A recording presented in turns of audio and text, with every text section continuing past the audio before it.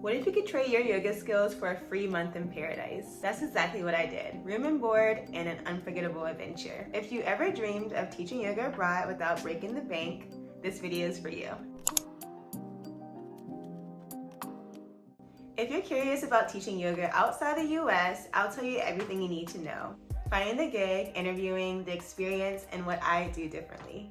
Hit like if this sounds like your dream and subscribe for more travel and yoga insights. First up, why did I want to travel and do yoga? For one thing, I've always wanted to travel the world, but mainly in Spanish-speaking countries. I just always, since I was a kid, had a drive for learning Spanish. I would get my mom to buy me cassette tapes, teaching me the ABCs, numbers. Even when I was a toddler, she said I used to watch Barney and learn the ABCs in Spanish and French. So I've always had a knack and an interest in languages. When I was in college, I never got the chance to travel abroad. It was just really expensive. So once I graduated from college, I really wanted to find an opportunity to be able to travel. And I felt like yoga and traveling was just the way to do it. Not to mention that I did an immersion program in high school, so I was that obsessed with the language. I was learning math, PE, history, all in Spanish, so I was just really involved in the Spanish language. And then I ended up doing my minor in Spanish also, so it was just a dream of mine to be able to travel and experience the culture.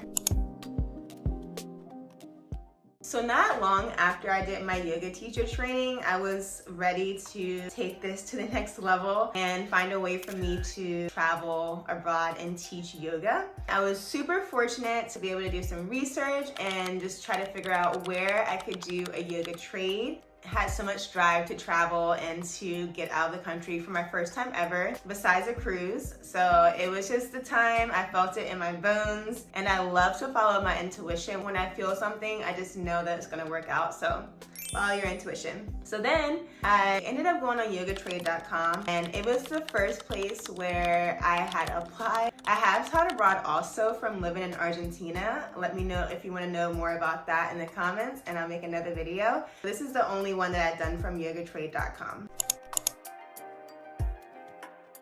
So I applied on yogatrade.com to a place called Apoyo Lodge. It was in Nicaragua. And I remember getting the email that I would be interviewing for this, and I was just like, wow, is this really happening? So I interviewed on Skype. I interviewed with the owners. It was actually gonna be their first time running the place as well, so it was all new to them. So it was really cool to experience them like opening the place up as I was there. And I kind of found myself in a lot of those situations where I work with people who are just opening or just evolving their business, and I feel like that's kind of something that's my calling, is because I'm always put in those situations. So we're both from Spain. It was two women. They had bought the place from a couple. I believe the couple ran a surfing yoga spot from Apoyo Lodge, and now it's called something different, but at the time it was called Apoyo Lodge.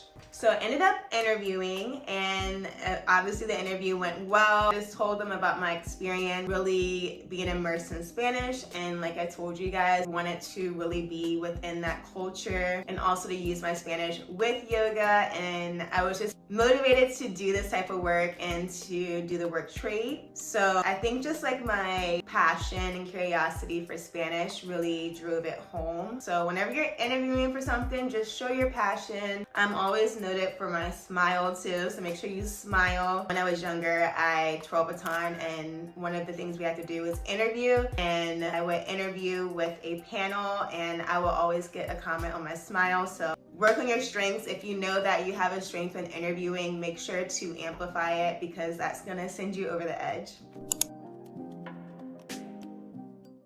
So after interviewing, it was only a month in between me interviewing and me going to Apoyo Lodge. So I had to get my own ticket and my passport because I had never been out of the country before. They weren't paying for my ticket. I paid for it on my own, but I got a room, beautiful room. I shared it with the chef, who is a vegan chef. It was amazing just being with her. And then I also got the food. So the food that the vegan chef was making, I got to eat all of it. When I first got there, honestly, I was just like, there was no sugar, no anything. It was a vegan resort. So first day, and also when I travel, I get like, my stomach is just like not accepting food. But then over time, I'll start to eat a lot. So at first I felt kind of bad, so I felt like I was offending her or offending just like the area because I wasn't hungry, and I always feel that way. I'm like, I'm sorry, it's not you, it's just literally me.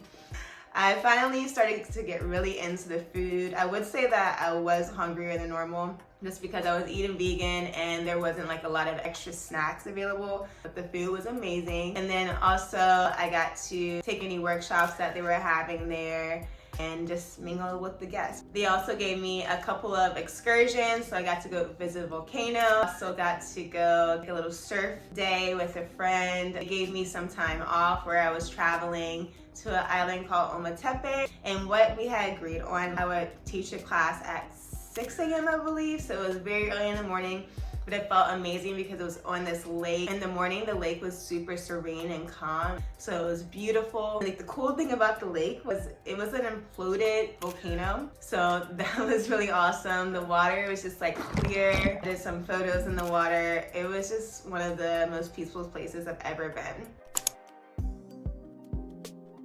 Overall, my experience was incredible. I loved the owners. I loved the photographer that was with me the whole time. Also the vegan chef. Like, it was just like a moment that changed my life completely. I was there for a month and a half. I ran a New Year's workshop. I ran workshops on doshas. I also did a couple of moon ritual workshops. And yeah, it was just an overall amazing experience. I would never, ever, ever trade it for the world. It like changed my life and my life course so much. I ended up moving to Argentina from that trip in a way. So if you want to hear more about that, let me know in the comments. But yeah, it was just an amazing experience.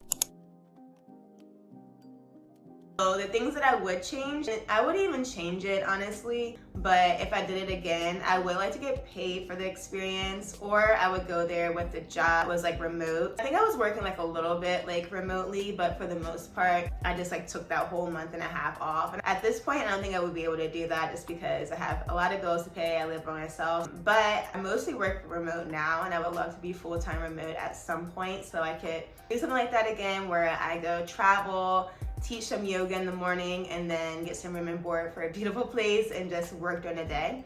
A dream. Would not stay there for a month and a half. I feel like 2 weeks is like the most I could do. I don't want to stay somewhere for a month and a half. I feel like I need to come home.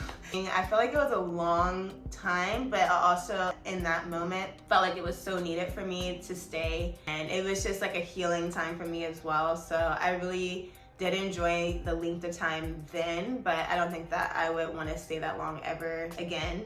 Also because it was super reclusive, and that's something else I would probably change. I don't think I would ever want to stay in a spot where I wasn't able to easily move around.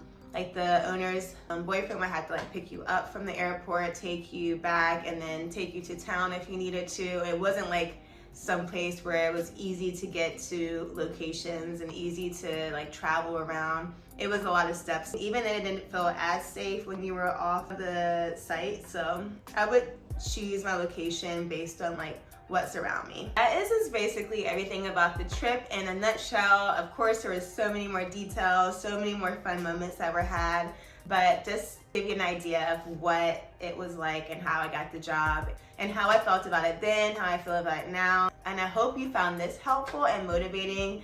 It's doable. I was able to make it work, and I'm still here. So I wish you the best of luck. I hope that you guys can find the opportunities that you're looking for. If you have taught abroad, let me know in the comments if you're wanting to do it. Also let me know. I would love to talk to you guys in the comments, especially if you have any questions. I will let you know if I have an answer. Until next time, I will see you guys later. Thank you so much for watching. Bye.